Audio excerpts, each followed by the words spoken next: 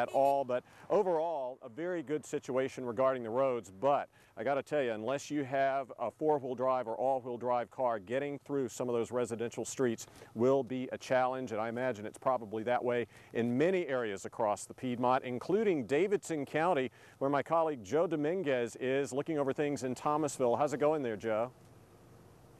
Well, actually, we're just down the road in Lexington. Right behind me is old US Highway 64, and drivers here tell me that the roads are good here as well. You can see behind me that they're pretty dry. We just had a snowplow truck drive by us, and it was moving pretty fast, and it wasn't even laying down any salt, and it certainly wasn't scraping any snow off of the roadways. There's also some people moving pretty fast on the grassy slopes around Lexington as well.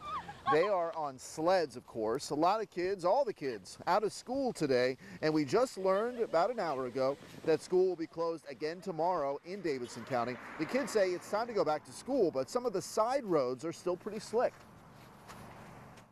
Probably like the ones with the hills, because there's a lot of snow coming down still, like some of the water's melting in that area. Now, the black ice, it's going to be a big concern here tonight on the wet roads and some of those slushy roads from all that snow melt. And another concern, some of the driveways that you see here in Lexington, they're not paved and they are pretty tricky and slick getting out. Neil? Sorry there, Joe. I thought you were in Thomasville, but you are in Lexington. Same vicinity, though. Lots of great people, lots of great area down there in Davidson County, certainly. And Katie, coming up a little bit later in this newscast, even though the roads were clear fairly quickly, that didn't mean people didn't have problems out on the road today. In fact, it was a pretty busy day for AAA. We're going to show you how busy in just a few minutes with another live report from Sarah Kruger coming up. All right, looking forward to it. Thank you, Neil. And now Fox 8's Kim Wynn.